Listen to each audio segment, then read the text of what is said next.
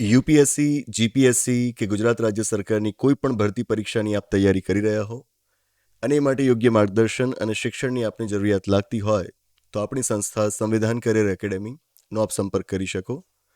Contact number છે 8469743567. ગાંધીનગર તેમજ અમદાવાદ બંને જગ્યાએ આપણા કેન્દ્રો આવેલા છે.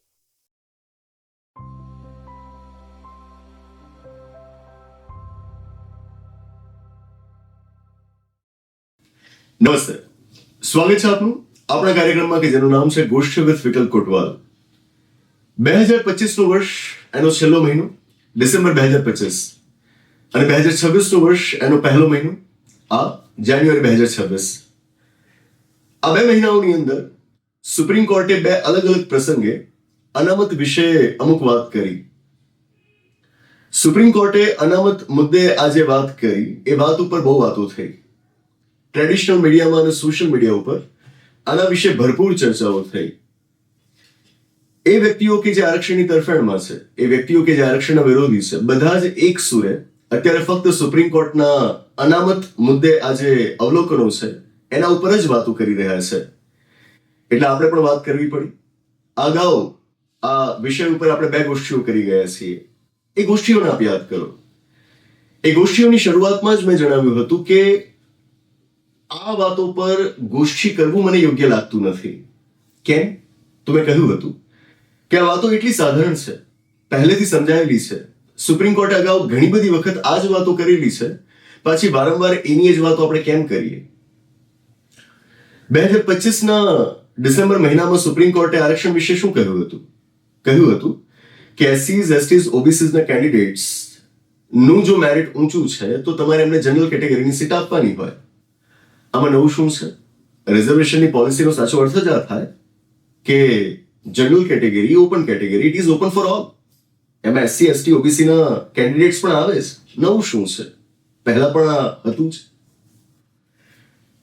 12-15 દિવસ પહેલા જાન્યુઆરી 2026 માં સુપ્રીમ કોર્ટે જે ચુકાદો આપ્યો એમાં શું કહ્યું કે એસસી, એસટી, ઓબીસી કે કોઈ પણ રિઝર્વ કેટેગરીના કેન્ડિડેટ્સ જો એમણે પરીક્ષાના કોઈ તબક્કે એમની કેટેગરી પ્રમાણે કોઈકના કોઈક રિલેક્સેશન્સ, કોઈકના કોઈક છૂટછાટનો લાભ લીધેલો છે તો પછી ભલે એમનું મેરિટ ઊંચું હોય, એમને જનરલ કેટેગરીની સીટ નહીં મળી શકે.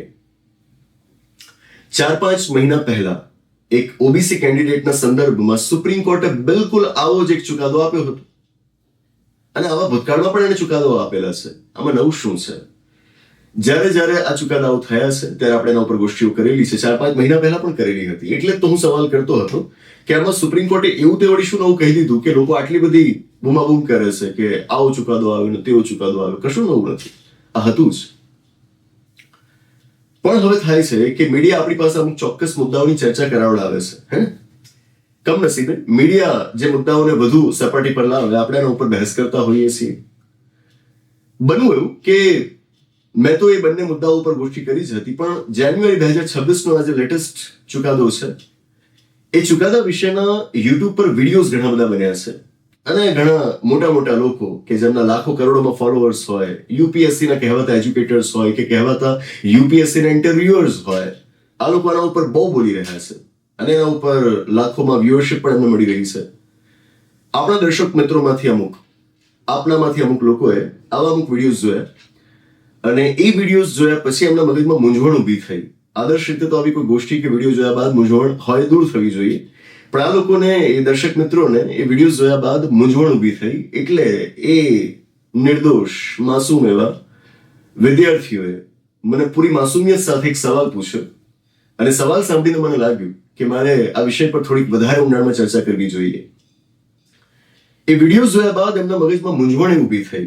યુપીએસસીની પરીક્ષા વિશેનો આ સુપ્રીમ કોર્ટનો ચુકાદો હતો એટલે સ્વાભાવિક રીતે યુપીએસસી અને જીપીએસસીની તૈયારી કરનારા વિદ્યાર્થીઓને કન્સર્ન વધારે હોય, ચિંતા વધારે હોય.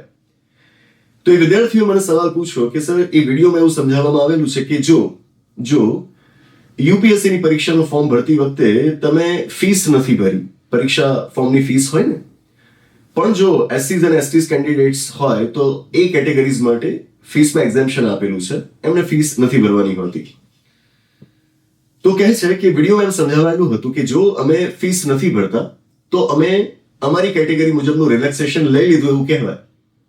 અને જો રિલેક્સેશન લઈ લીધું છે તો હમણાંના સુપ્રીમ કોર્ટના લેટેસ્ટ જજમેન્ટ પ્રમાણે હવે અમે જનરલ કેટેગરીની સીટ માટે કન્સિડર ન થઈ શકીએ. એ વિડીયોમાં એવું સમજાવવામાં આવેલું છે. એટલે છોકરાઓ મૂંઝવણમાં મુકાય સ્વાભાવિક છે. જો એમની કેટેગરી પ્રમાણે એમણે ફીસ નથી ભરવાની તો નથી ભરતા, તો પેલા સમજાવી રહ્યા છે કે તમને જનરલ કેટેગરીની સીટ માટે કન્સિડર નહીં કરવામાં આવે. મતલબ કે તમારે હવે તમારી કેટેગરીની સીટ્સમાં જ રમવાનું, જનરલ કેટેગરીમાં તમે ના આવો. અને જો જનરલ કેટેગરીમાં આવવા માટે એમણે આવવું છે તો એમણે શું કરવું પડશે? પેલા એમને સમજાવવા પ્રમાણે ફીસ ભરવી પડશે. પણ તમારી કેટેગરી માટે તો ફીસ હોતી જ નથી. તો તમે જનરલ કેટેગરીમાં ફોર્મ ભરશો ત્યારે તો ફીસ ભરી શકશો. જો તમે જનરલ કેટેગરીમાં ફોર્મ ભર્યું તો પહેલા તો એનો મતલબ એ થયો કે તમે ખોટું બોલી રહ્યા છો. તમે એસસી એસટીમાંથી આવો છો તો એ તો તમે બતાવી નથી રહ્યા.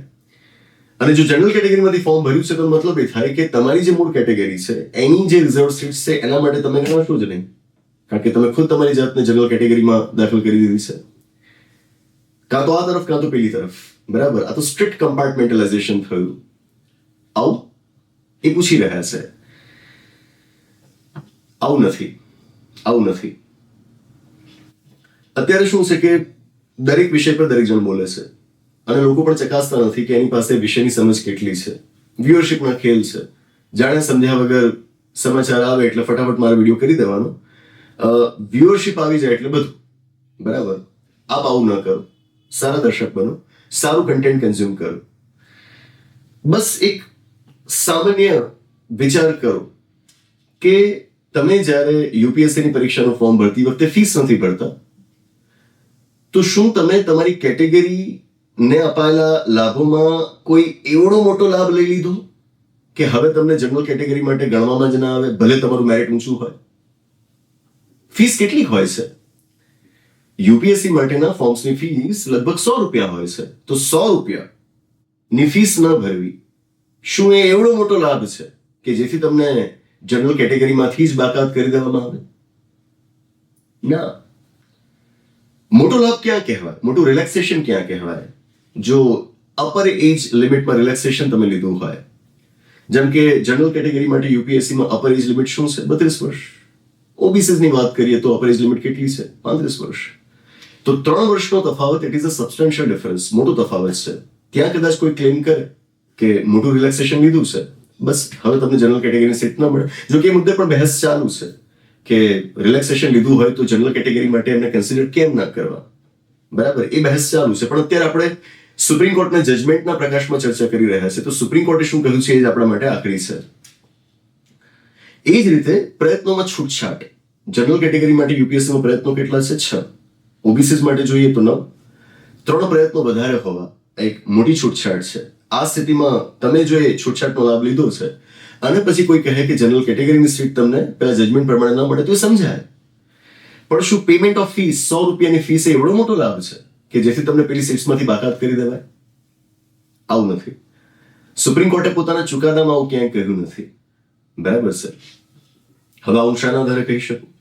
હું હવામાં વાતો કરતો હોઉં એવું ન હોવું જોઈએ. હું મારા વિદ્યાર્થીઓને હંમેશા કહું છું, તમારી સામે જ્યારે કોઈ વ્યક્તિ કોઈક વાત મૂકતું હોય અને એમાં પણ ખાસ જ્યારે આવી ગંભીર બાબત મુકાતી હોય, એમને માની નહીં લેવાનું, સામો સવાલ કરવાનો. હું તો મારા વિદ્યાર્થીઓને કહું છું કે મને સવાલ કરવાના કે તમે આ જે વાત કરી રહ્યા છો એના ફેક્ટ્સ કયા, શાના આધાર ઉપર આ કહી રહ્યા છો, એ આધાર મને બતાવો.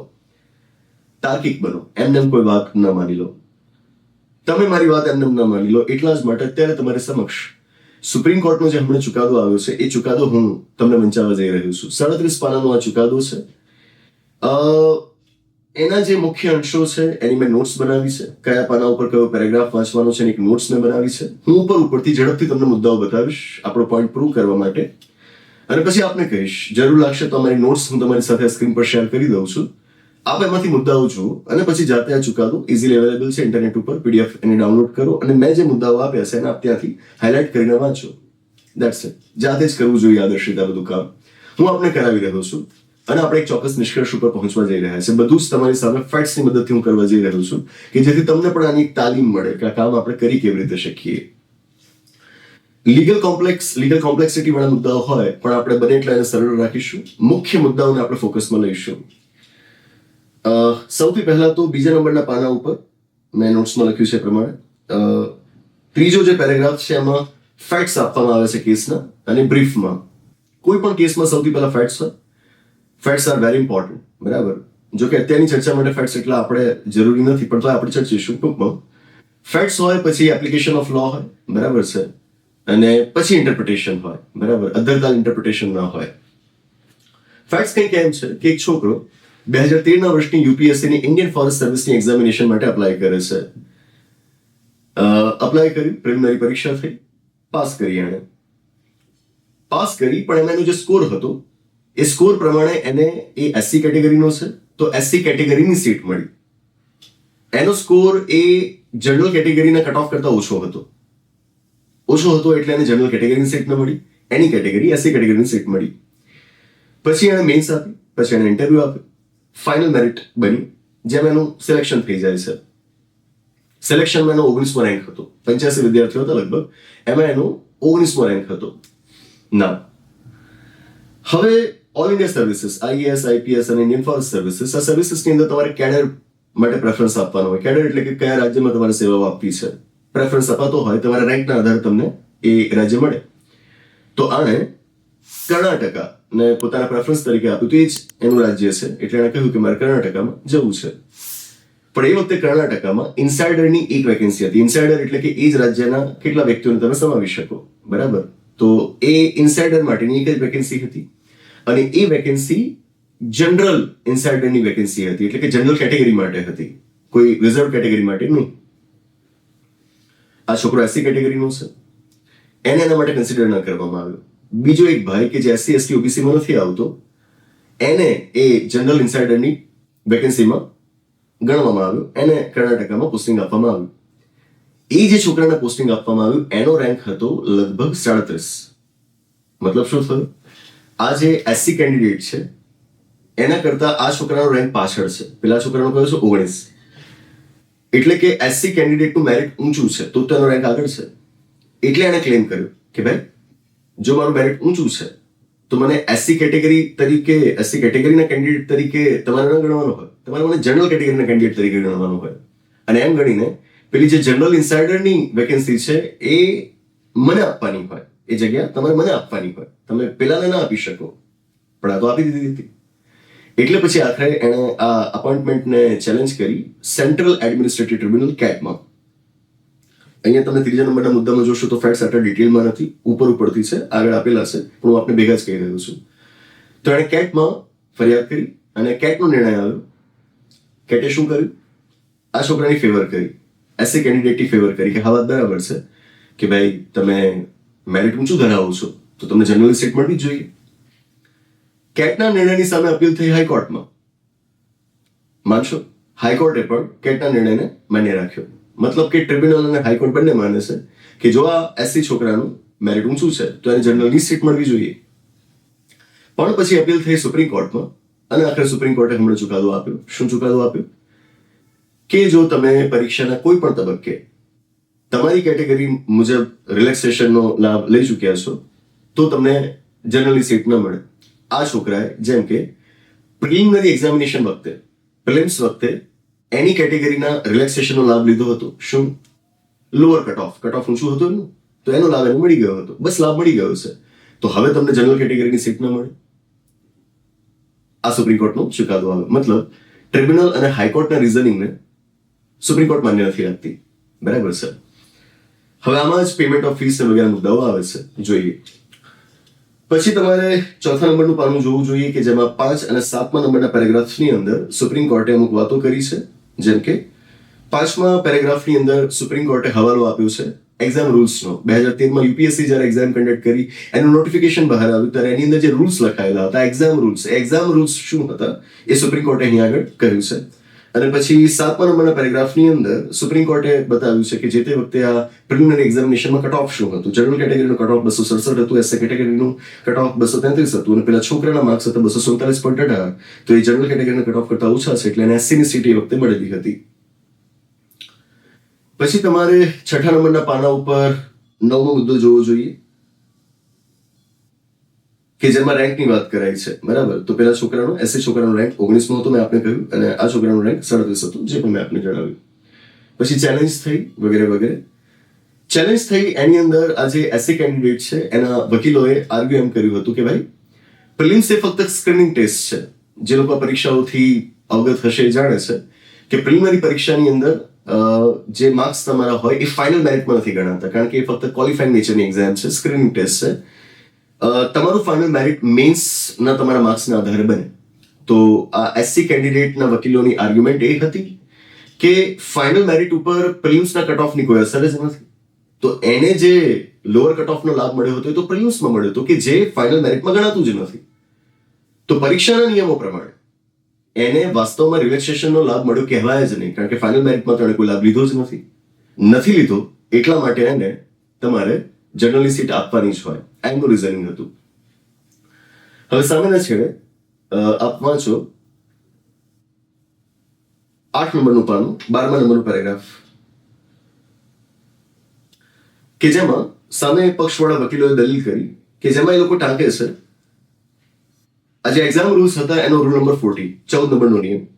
વકીલો કહે છે કે this rule specifically bars the adjustment of reserved category candidates against unreserved vacancies if they have availed relaxation at any stage in eligibility or selection criteria. વકીલો શું કહે છે કે ભાઈ બીજું બધું છોડો, તમે નિયમો વાંચો. નિયમોમાં 14 નંબરનો નિયમ એમ કહે છે કે જો રિઝર્વ કેટેગરીના કેન્ડિડેટે પરીક્ષાના કોઈ પણ તબક્કે રિલેક્સેશનનો લાભ લઈ લીધો છે તો પછી રિઝર્વ કેટેગરી માટે ન ગણાય. ખરેખર નિયમ આવું કહે છે, સુપ્રીમ કોર્ટ ચકાસે છે. ક્યાં ચકાસે છે? 11 નંબરના પાના ઉપર, કે જેની અંદર 18 નંબરના પેરેગ્રાફથી આપ જોશો કે જેમાં સુપ્રીમ કોર્ટે જે એક્ઝામના રૂલ્સ હતા યુપીએસસી ના બધા જ રૂલ્સને પાછા લખીને આપ્યા છે. આમાં આપણે રૂલ નંબર 14 જોઈએ, આપ જોઈ શકો છો. અને એમાં પણ નીચે જે હાઇલાઇટેડ પાર્ટ છે એને જોઈએ, અંડરલાઇન કરેલો પાર્ટ. હું આપને બતાવવા માંગુ છું કે સુપ્રીમ કોર્ટ અધ્ધરતાલ કોઈ વાત નથી કરી રહી. સુપ્રીમ કોર્ટનું જજમેન્ટ, એનું રિઝનિંગ પછી સુપ્રીમ કોર્ટનું જે રિઝનિંગ કે જજમેન્ટ આવે છે એ નિયમોના આધારે આવે છે, બરાબર? તો જો તમે નિયમો નથી જાણતા, ગવર્મેન્ટની પોલિસી નથી સમજતા, તો આ જજમેન્ટ નથી જાણતા. રૂલ નંબર 14 શું કહે છે? Provided that the candidates belonging to SCs, STs and OBCs who have been recommended by the commission, SC, ST, OBC categories ના candidates કે જેમને UPSC પસંદ કર્યા છે, without resorting to any relaxations or concessions in the eligibility or selection criteria. UPSC, SC, ST, OBCs ના એવા કેન્ડિડેટ્સને પસંદ કર્યા છે કે જે કેન્ડિડેટ્સે એમની કેટેગરીના કોઈ રિલેક્સેશન્સનો લાભ નથી લીધો. રિલેક્સેશન્સનો લાભ લીધો છે એવું નહીં, નથી લીધો. At any stage of the examination shall not be adjusted against the vacancies reserved for the SCs, STs and OBCs.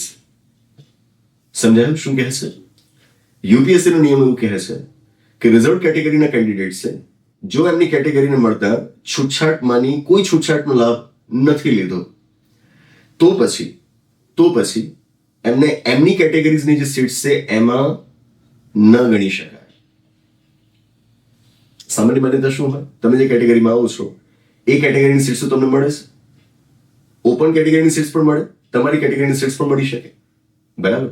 આ નિયમ શું કહે છે કે જો આ રિઝર્વ કેટેગરીઝના કેન્ડિડેટ છે એમની કેટેગરી માટે જે છૂટછાટો નક્કી કરેલી છે એમાંની કોઈ છૂટછાટનો લાભ લઈ લીધો છે તો પછી તમને તમારી જ કેટેગરીઝની સીટ્સ ન મળી શકે. Are you getting my point? What does that mean? જો તમે તમારી કેટેગરીની છૂટછાટનો લાભ નથી લીધો તો તમને ફક્ત ને ફક્ત જનરલ કેટેગરીની સીટ મળે. Got a point? તમને તમારી કેટેગરીની સીટ તો જ મળશે કે જો તમે તમારી કેટેગરીની છૂટછાટનો લાભ લીધો છે. આ રૂલ છે, સુપ્રીમ કોર્ટનું જજમેન્ટ નથી. સુપ્રીમ કોર્ટનું જજમેન્ટ આ રૂલ પરથી આવે છે. તમને જો વાંધો હોય તો એ શેની સામે હોવો જોઈએ? જજમેન્ટ સામે કે રૂલ સામે? તમે કદાચ તરફેણ કરતા હો તો તરફેણ શાની કરતા હોવો જોઈએ? સુપ્રીમ કોર્ટના ચુકાદાની કે આ રૂલની? સમજો, રૂલ્સ પરથી જજમેન્ટ આવે છે.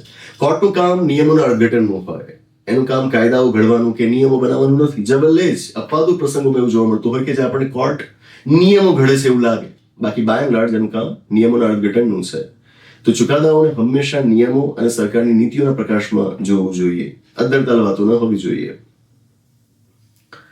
પછી 13 નંબરનું પાનું કે જેમાં જ રૂલ નંબર 17, યુપીએસસી નો રૂલ એવું કહે છે કે એક વખત સિલેક્શન થઈ જાય પછી એમને પેલી કેડેટ્સ ફાળવવાની છે, રાજ્ય ફાળવવાના છે. તે શાના આધારે થશે તો કહે છે કે will be govern by the policy of cadre allotment in force at that point of time. જે તે વખતે સરકારની કેડર અલોટમેન્ટ માટેની પોલિસી શું છે એના આધાર ઉપર તમને કેડર ફાળવવામાં આવશે. મતલબ એ થયો કે કોઈ પણ કેન્ડિડેટે કોઈ કેડર જોઈતી હોય તો એને શું કરવું પડે? કેડર અલોટમેન્ટ માટેની સરકારની જે નીતિ છે એને વાંચવી પડે. સુપ્રીમ કોર્ટે આ ચુકાદાની અંદર સાથે પોલિસી પણ આપણને ટાંકી આપી છે. પાના નંબર 17 પોલિસીનો ક્લોઝ નંબર 9. પોલિસી શું કહે છે સરકારની? સુપ્રીમ કોર્ટનું જજમેન્ટ નહીં, સરકારની પોલિસી શું કહે છે? Notwithstanding what has been said above, a reserved category candidate selected on general standards. જો કોઈ SC ST OBC કેટેગરીના કેન્ડિડેટનું જનરલ સ્ટાન્ડર્ડ્સ એની કેટેગરીના ધારાધોરણો પ્રમાણે નહીં, જનરલ કેટેગરીના સ્ટાન્ડર્ડ્સ પ્રમાણેનું સિલેક્શન થયું છે, shall be eligible for allocation against the available unreserved vacancy as per his merit and preference. એટલે કે SC ST OBC કેન્ડિડેટનું સિલેક્શન જો એની કેટેગરીના ધારાધોરણો પ્રમાણેની લોઅર કટ ઓફ કે રીતેની જનરલ કેટેગરીના કટ ઓફ એના સ્ટાન્ડર્ડ્સ પ્રમાણે થયું છે તો પછી એની પાત્રતા રહેશે, એને એલિજિબલ માનવામાં આવશે. શાના માટે? જનરલ કેટેગરીની સીટ માટે. મતલબ શું થવાનો?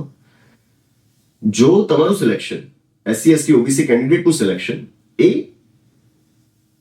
તમારી કેટેગરીના રિલેક્સ્ડ સ્ટાન્ડર્ડ્સ પ્રમાણે થયું છે તો પછી તમને જનરલ કેટેગરી માટે કન્સિડર નહીં કરવામાં આવે, તમને તમારી જ કેટેગરીની સીટ્સ માટે કન્સિડર કરવામાં આવશે.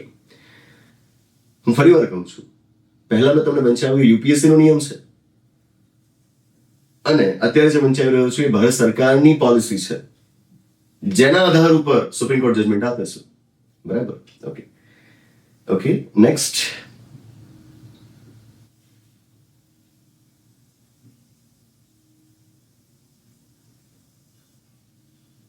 ઓકે,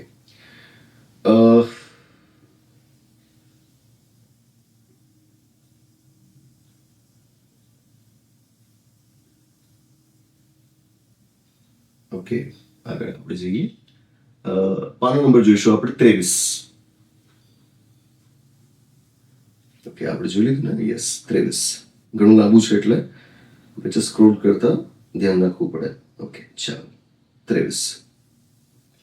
સુપ્રીમ કોર્ટ જ્યારે પણ ચુકાદા આપતી હોય તો પોતાના જૂના ચુકાદાઓને પણ એ ધ્યાને લેતી હોય, લેવા જ પડે. એ સેટલડ લો છે. બરાબર?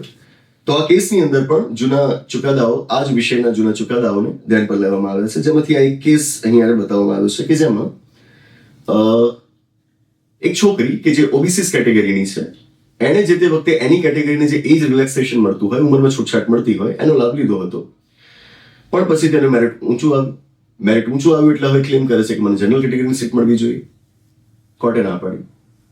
તમે એજ રિલેક્સેશનનો લાભ લઈ ચૂક્યા છો, દેટ્સ ઇટ, રિલેક્સેશન મળી ગયું છે, તો હવે તમને તમારી જ કેટેગરીની સીટ મળે. આવો ભૂતકાળનો ચુકાદો છે. એટલે તો મેં શરૂઆતમાં જ કહ્યું કે ભૂતકાળમાં ઘણા ચુકાદાઓ આવી ગયા છે. એમને જનરલ કેટેગરીની સીટ નહોતી આપવામાં આવી.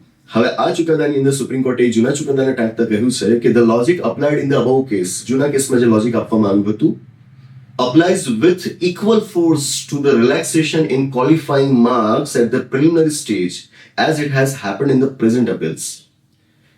જૂના કેસમાં જે રીતે એજમાં રિલેક્સેશન અપાયું એને એક છૂટછાટ માનવામાં આવી હતી અને એટલે એ છોકરીને જનરલ કેટેગરીની સીટ માટે કન્સિડર નહોતી કરવામાં આવી. સેમ લોજિક અત્યારના કેસમાં અપ્લાય થાય છે કે જ્યાં આ છોકરાને પ્રિલિમિનરી સ્ટેજ પર, પ્રિલિમિનરી એક્ઝામિનેશનમાં લોઅર કટ ઓફનો લાભ મળ્યો છે, દેટ્સ ઇટ. ત્યાં એજ રિલેક્સેશન હતું, અહીંયા લોઅર કટ ઓફ છે, લાભ મળી ગયો છે. હવે તમને પેલા ચુકાદાની માફક અહીં પણ અનરિઝર્વડ સીટ, જનરલ કેટેગરીની સીટ ન મળી શકે. બરાબર? એ કેસીસને સરખાવી રહી છે. બિલકુલ એ જ પ્રમાણે વધુ એક કેસ એમણે આ 24 નંબરના પાના ઉપર ટાંક્યું છે. આવો જ એક પોલીસની એક્ઝામ વિશેનો વિવાદ થયો હતો કે જેમાં પણ કન્સેશન્સ લીધું હતું, વગેરે વગેરે ઇસ્યુઝ ચાલ્યા હતા. હવે અહીં આગળ નોંધનીય બાબત છે, આપણા મૂળ મુદ્દા ઉપર જો આવીએ તો, in case they have not taken any concession like that of age etc. એટલે કે આ જૂના કેસને ટાંકતા સુપ્રીમ કોર્ટ સમજાવે છે કે જો તમે જૂની તમારી કેટેગરી પ્રમાણેની જે છૂટછાટો છે એમાંની કોઈ છૂટછાટનો લાભ નથી લીધો, પણ છૂટછાટો કેવી? એક્ઝામ્પલ આપ્યું છે, like that of age relaxation and etcetera, અને આના જેવું બીજું. પ્રયત્નોમાં છૂટછાટ વગેરે વગેરે ધ્યાનથી અવેલેબલ ટુ ધેમ અધર દેન સિવાય કે that relating to the payment of examination fees. Other than that, relating to the payment of examination fees. તમે કોઈ છૂટછાટનો લાભ લીધો હોય? હા, પણ છૂટછાટો કઈ? એ કે જે ફીસના પેમેન્ટ સિવાયની છે. What's my point? ફીસ તમે પે નથી કરી, એને આ જજમેન્ટની અંદર એક કન્સેશન તરીકે નથી જોવાયું. તમારી સામે જ છે ચુકાદો, એમાં સ્પેસિફિકલી લખ્યું છે 24 નંબરના પાનામાં 31 નંબરના પેરેગ્રાફની અંદર other than that relating to the payment of fees, એટલે કે બધા જ કન્સેશન્સ કે રિલેક્સેશન્સ એક બાજુ અને ફીસ તમે નથી ભરતા બીજી બાજુ, એને તમે પેલાની વ્યાખ્યામાં ન મૂકી શકો. Yes or no? That it.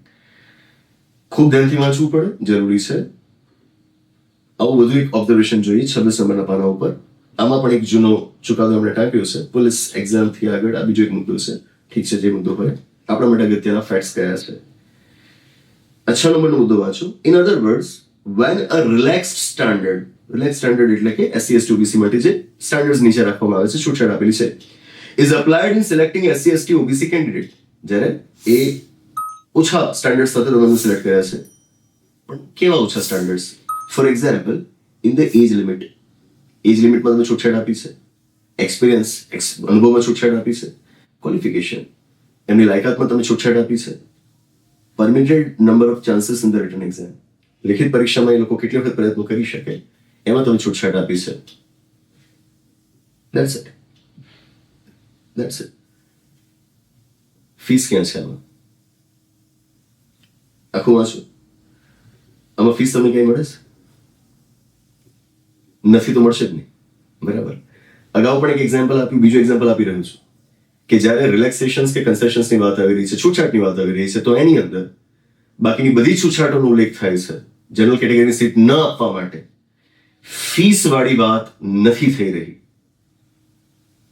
ફેક્ટ્સને શોધો. બરાબર છે? ઓકે. આવો જ વધુ એક કેસ રાજસ્થાનનો થયો હતો કે જેની વિગતો 27 નંબરના પાના ઉપર આપેલી છે. બરાબર છે? ઓકે, ચાલો 28 નંબરના પાના ઉપર આવો જ વધુ એક ચુકાદો આપેલો છે. જેમાં 23 નંબરનો મુદ્દો વાંચો. અગેન લખ્યું છે SC ST SC BC OBC category છૂટછાટ કરી in the age limit, experience, qualification. આગળ પરમિટિંગ નંબર ઓફ ચાન્સીસ એટલે કેટલા પ્રયત્નો કરી શકો. વાંચી નાખો આખું. ફીસની વાત છે. ત્રીજું ઉદાહરણ તમારી પાસે આવે છે. 3 ઉદાહરણો મેં આપ્યા, જેમાંથી છેલ્લા 2 ઉદાહરણોમાં બધા જ રિલેક્સેશન્સ, બધી છૂટછાટોનો ઉલ્લેખ છે, ફીસનો ઉલ્લેખ નથી, એટલે કે એને રિલેક્સેશન તરીકે નથી જોવાયું. અને જે સૌથી પહેલું ઉદાહરણ આપ્યું એમાં શું હતું? એમાં તો સામેથી કહ્યું હતું કે બધી છૂટછાટો સિવાય કે ફીસની છૂટછાટ. આનાથી વધારે શું જોઈએ? મતલબ કે પેલા યુટ્યુબના વિડીયોઝમાં તમે જે જોયું છે બિલકુલ ખોટું છે કે તમે ફીસ ભરી દીધી એટલે તો છૂટછાટ લઈ દીધી કહેવાય, તો હવે જનરલ કેટેગરીની સીટ ન મળે. ના, ચુકાદાને આમ જ સમજવાનું છે, પણ સાથે એ પણ સ્પષ્ટ કરવું જરૂરી છે કે ફીસમાં તમે છૂટછાટનો લાભ લીધો છે કે નહીં અને એના આધારે તમને જનરલ કેટેગરીની સીટ મળશે કે નહીં, એ સુપ્રીમ કોર્ટના જજમેન્ટથી સીધું નક્કી નથી થઈ જતું. એ નક્કી થાય છે પરીક્ષાના નિયમો પરથી, સરકારની નીતિઓ પરથી. સુપ્રીમ કોર્ટ અહીંયા આગળ શું કરી રહી છે? સુપ્રીમ કોર્ટ માત્ર નિયમોનું અર્થઘટન કરી રહી છે. મતલબ જો નિયમો એવું કહેતા હોય કે ફીસ ભલે ભરી જનરલ કેટેગરીની સીટ મળશે, તો સુપ્રીમ કોર્ટ તમને ના નહીં પાડે, એ તમને સીટ આપશે. પણ જો નિયમો એવું કહેતા હોય કે જો ફીસ તમે નથી ભરી, આપણે શું કહી રહ્યા હતા? યસ, રિઝર્વ કેટેગરીના કેન્ડિડેટ્સ માટે જો નિયમ એમ છે કે તમે ફીસ ભરો છો તો તમને જનરલ કેટેગરીની સીટ નહીં મળે. જો નિયમ એવું કહે છે તો સુપ્રીમ કોર્ટ એ પ્રમાણે ચાલશે. ફીસ ભરી તો તમને તમારી જ કેટેગરીમાં ગણશે, જનરલ કેટેગરીની સીટ નહીં આપે. પણ જો સરકારનો નિયમ, યુપીએસસીનો નિયમ એમ છે કે જો તમે ફીસ નથી ભરતા તો તમને જનરલ કેટેગરીની સીટ મળશે, તો જ મળશે. બરાબર? તો સુપ્રીમ કોર્ટ એ પ્રમાણે ચાલશે. મતલબ એ કે સુપ્રીમ કોર્ટનું પોતાનું આમાં કાંઈ નથી. આ સંપૂર્ણપણે સરકારના નિયમો પર નભે છે. અને આ વાત હું શાના આધારે કહી રહ્યો છું? આ વાત અહીંયા આગળ સ્પષ્ટપણે સુપ્રીમ કોર્ટે જણાવેલી છે. 22 નંબર મુદ્દો. The reservation being the enabling provision, the manner and the extent to which reservation is provided has to be spelled out from the orders issued by the government from time to time. Reservation કેવું રહેશે, ક્યાં સુધી રહેશે, કઈ રીતે એની વ્યવસ્થા રહેશે, એ સરકારના વખતો વખત આદેશોની અંદર નક્કી કરવામાં આવશે. સુપ્રીમ કોર્ટ નક્કી નહીં કરે, સરકારના આદેશોમાં નક્કી કરવામાં આવશે. એ આદેશોમાં જે આપ્યું છે એ વાંચીને સુપ્રીમ કોર્ટ ફક્ત અર્થઘટન આપશે. બધું જ સરકાર ઉપર ન રહેશે, કોર્ટ ઉપર નહીં. આગળ 30 નંબરનું પાન. રિલેક્સેશનનો લાભ લીધો હોય પછી જનરલ કેટેગરીની સીટ મળે કે નહીં, આની કોઈ પોલિસી સુપ્રીમ કોર્ટે જાહેર કરી નથી, કારણ કે એમ કામ પોલિસી જાહેર કરવાનું છે જ નહીં. મેં કહ્યું એમ નિયમો પર નપશે, એટલે જ આ વાતને પાછળ સાબિત કરી. 30 નંબરના પાના ઉપર 32 નંબરના મુદ્દામાં આપ જોઈ શકો છો, લખે છે it depends on the facts of each case. દરેક કેસના તથ્યો ઉપર નભે છે. It depends on relevant recruitment rules. સંબંધિત ભરતીના નિયમો ઉપર નભે છે. લોકો આને રજૂ એ રીતે કરી રહ્યા છે કે સુપ્રીમ કોર્ટે રૂલ બનાવી દીધો છે. સુપ્રીમ કોર્ટે રૂલ બનાવી દીધો છે કે જો તમે તમારી કેટેગરીના રિલેક્સેશન્સનો લાભ લઈ ચૂક્યા છો તો જનરલ કેટેગરીની સીટ ન મળે. ના, સુપ્રીમ કોર્ટે આવો નિયમ નથી બનાવ્યો. આ નિયમ સરકારે બનાવ્યો છે. સરકારના નિયમનું સુપ્રીમ કોર્ટ માત્ર અર્થઘટન કરી રહી છે. હા, એ વાત ચોક્કસ છે કે આપણે એમ પણ કહી શકીએ કે સેન્ટ્રલ એડમિનિસ્ટ્રેટિવ ટ્રિબ્યુનલ અને હાઈકોર્ટે નિયમોનું જેવું લિબરલ ઇન્ટરપ્રિટેશન કર્યું એવું લિબરલ ઇન્ટરપ્રિટેશન સુપ્રીમ કોર્ટે કેમ ન કર્યું? આવો એક તર્ક લગાવી શકાય, બરાબર. પણ મુખ્ય મુદ્દો એ રહેશે કે લિબરલ ઇન્ટરપ્રિટેશન થાય કે ન થાય. પહેલી વસ્તુ એ છે કે નિયમો શું કહે છે. નિયમો હશે એ પ્રમાણે અર્થઘટન થશે ને. મુદ્દે વાત એટલી જ છે કે આને આપણે સુપ્રીમ કોર્ટના ચુકાદા તરીકે ઓછું જોઈએ, સરકારની નીતિ તરીકે વધારે જોઈએ. બરાબર છે? તો કોઈકને શાબાશી આપવી છે તો સુપ્રીમ કોર્ટ એટલી બધી શાબાશીને પાત્ર નથી કે એણે રિઝર્વ કેટેગરીઝના કેન્ડિડેટ્સને જનરલ કેટેગરીમાંથી કાઢી નાખ્યા. એના માટે શાબાશીને પાત્ર કોણ છે? સરકાર. અને જો કોઈને વિરોધ છે કે અમે રિઝર્વ કેટેગરીઝમાં આવીએ છીએ, કેમ અમને જનરલ કેટેગરીની સીટમાંથી બાકાત રાખી દીધા સુપ્રીમ કોર્ટે, તો ફરિયાદ સુપ્રીમ કોર્ટે ન કરો, એને કરો. પણ એના કરતાં વધારે તમારે કરવાની હોય ભારત સરકારને કે તમે આ કેડર એલોટમેન્ટની પોલિસી કેમ આવી ઘડી છે. તમારે ફરિયાદ કરવાની હોય યુપીએસસીને, રિક્રુટમેન્ટના રૂલ્સ આવા કેમ ઘડ્યા છે. આપણે ઘણી વખત એવું બને કે ફરિયાદ ક્યાં કરવી એ જ ન ખબર પડે, કારણ કે આપણને એ નથી ખબર હોતી કે વાંક કોનો છે, ભૂલ કોણે કરી છે, ખોટું કોણે કર્યું છે. બરાબર ને? That thing. બીજું કંઈ છે 30 નંબરના પાના ઉપર?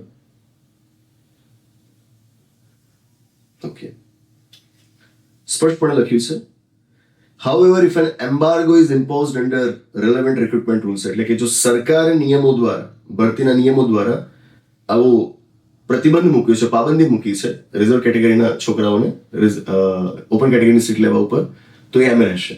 ટૂંકમાં સુપ્રીમ કોર્ટ હાથ ઊંચા કરી લે છે કે અમે આમાં કશું ના કરી, સરકારે જે નિયમ બનાવ્યો હોય એમાં જ મારે ચાલવાનું હોય. બરાબર છે?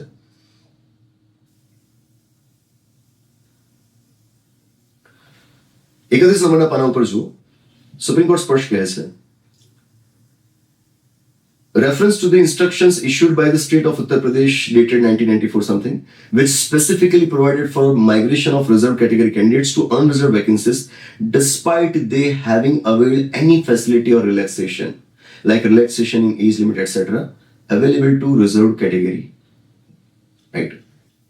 1994 ઉત્તર પ્રદેશનો એક ઇન્સ્ટ્રક્શન છે કે જેની અંદર ઉત્તર પ્રદેશ રાજ્ય સરકારે શું કર્યું હતું? રિઝર્વ કેટેગરીના કેન્ડિડેટ્સને ભલે આપણે કોઈ છૂટછાટનો લાભ લીધો હોય, જનરલ કેટેગરીમાં આપણે સમાવ્યા હતા.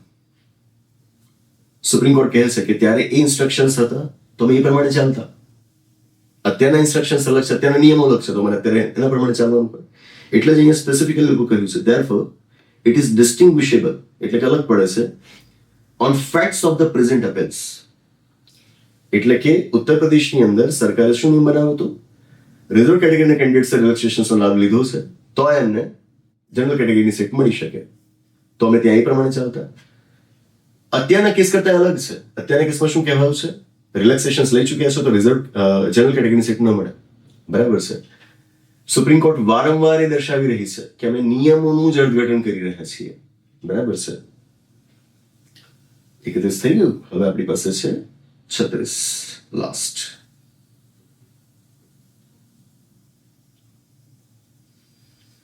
આ ફાઇનલ જજમેન્ટમાં લાસ્ટ પાર્ટ જજમેન્ટ આ જ છે, જો કે છેવટે કન્ક્લુઝન આપ્યું છે, વાંચો.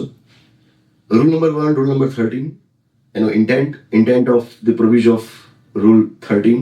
બરાબર છે. રિયલ મિનિંગ ઓફ રૂલ 14, ભાષા વાંચો. Provision there two along with the paragraph 9 of the policy. છેવટે સુપ્રીમ કોર્ટ કહે છે કે ટ્રિબ્યુનલ અને હાઈકોર્ટ્સ દે વર નોટ કરેક્ટ, એ સાચા નહોતા in interpreting the relevant provisions of exam rules 2013 and paragraph 9 of the policy, that cadre allotment policy. Supreme court શું કહી રહી છે કે ટ્રિબ્યુનલ અને હાઈકોર્ટ એ એક્ઝામના રૂલ્સ અને સરકારની નીતિને વાંચવામાં કાચા પડ્યા, ખોટા પડ્યા. એમણે જે ભૂલ કરી એને અમે સુધારી રહ્યા છીએ. મતલબ કે સુપ્રીમ કોર્ટ એ કહી રહી છે કે જે નિયમો છે એનું અમે તમને ફક્ત સાચું અર્થઘટન આપી રહ્યા છે, એ કોઈ નિયમ નથી બનાવી રહ્યા. That thing. આશા રાખું કે તમને કન્ક્લુઝન સમજાયું હશે. આખા જજમેન્ટની અંદર મેં તમને 3 ઓછામાં ઓછા ઉદાહરણો આપ્યા કે જેમાં બધા જ રિલેક્સેશન્સને કન્સિડર કરવામાં આવે છે, પરંતુ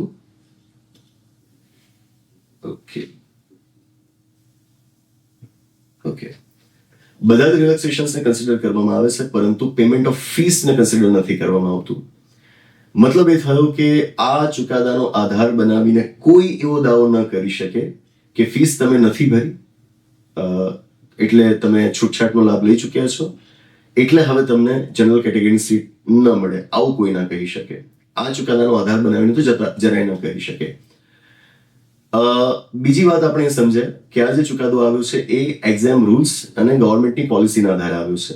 મતલબ એ થયો કે સુપ્રીમ કોર્ટના ચુકાદામાં નહીં, યુપીએસસીના નિયમો અને સરકારની નીતિમાં એ લખાયેલું છે કે એસસી એસટી ઓબીસીના કેન્ડિડેટ છે એમની કેટેગરી પ્રમાણેની કોઈ છૂટછાટનો લાભ પરીક્ષાના કોઈ પણ તબક્કે લીધો છે તો પછી એમને જનરલ કેટેગરીની સીટ મળવા પાત્ર નથી. આ સરકાર કહે છે, જેનું અર્થઘટન તમને ફક્ત સુપ્રીમ કોર્ટ ચુકાદામાં કરીને આપે છે. એટલે જ મેં કહ્યું કે શાબાશી આપવી છે તો સરકારને આપો, અને વિરોધ કરવો છે, ટીકા કરવી છે તો એ પણ સરકારની કરો. બરાબર. સુપ્રીમ કોર્ટના ચુકાદાઓનું પણ વિશ્લેષણ થવું જોઈએ, આપણે કર્યું છે. બરાબર. પણ તમે અધ્ધરતાલ બસ એમ કહી દો કે સુપ્રીમ કોર્ટ આમ કરે ને તેમ કરે, હું નથી માનતો કે એ પ્રકારનો દાવો થવો જોઈએ. બરાબર. અને એટલા જ માટે આ સમય લઈને આપણે આને ડિટેલમાં જાણ્યું કે ચુકાદો શું કહેવા માંગે છે. આવું કામ કરવું મુશ્કેલ હોય છે, સમય બહુ આપવો પડે, ચુકાદાઓ લાંબા લાંબા હોય વાંચીને એમાંથી આ મુખ્ય મુદ્દાઓને તારવીને આપની સમક્ષ મૂકવા એટલે સમય માંગી લેતું કામ છે. વ્યસ્ત કામકાજ હોય, કામકાજનો વ્યસ્ત સમય હોય, એમાં વચ્ચે આટલો બધો સમય એના માટે ફાળવવો મુશ્કેલ હોય. પણ જ્યારે મને એવું લાગે વ્યાપક રીતે ગેરસમજ ફેલાઈ રહી છે ત્યારે હું એ જરૂરી સમજુ છું કે આખા ચુકાદાઓને આ રીતે આપણે રજૂ ભૂતકાળમાં પણ આવું કરેલું છે. જો કે આખો આ રીતે ચુકાદો આમ બતાવ્યો હોય વાંચીને એવું પહેલી વખત કર્યું છે આપણે, પણ હવે કરતા રહીશું. બરાબર. સમાજમાં વ્યાપક રીતે ગેરસમજ ન ફેલાય એ આપણે જોવું, આપણી ગોષ્ઠીનો તો ઉદ્દેશ્ય જે છે. તો આશા રાખું કે આપણે સમજાયું હશે. બરાબર. અને જો સમજાયું હોય તો કહીશ કે દર્શક તરીકે થોડાક વધુ પરિપક્વ બનો. કોઈ હિન્દીમાં કે ઇંગ્લિશમાં બોલી જાય છે તો એનાથી સાચું નથી થઈ જતું ને. અને બીજું કે કોઈકની શાખ બહુ મોટી છે, યુપીએસસીના એજ્યુકેટર કહેવાય છે કે સો કોલ્ડ ઇન્ટરવ્યુઅર કહેવાય છે, થઈ જતું હોય છે. પોપ્યુલારિટી મેળવવી એ એવું કોઈ મોટું કામ નથી. તમે ચોક્કસ પ્રકારની હરકતો કરીને મેળવી શકતા હોવ છો પોપ્યુલારિટી. બરાબર. તો એમ કોઈનાથી અંજાઈ ન જાઓ, આ બધું જાતે વાંચો. બરાબર. અને શાંતિથી કોઈક ઉન્માદ પેદા કર્યા વગર તમારી સામે કોઈક વાત મૂકતું હોય, ગંભીરતા સાથે વાત મૂકતું હોય તો એને પ્રાધાન્ય આપો. બરાબર.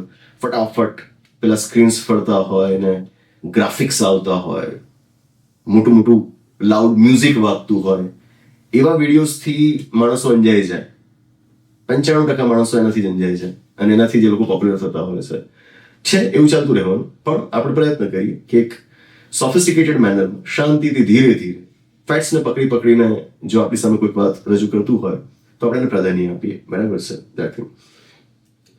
That's all about this judgment. I hope you would have liked it and I hope that you would appreciate it as well.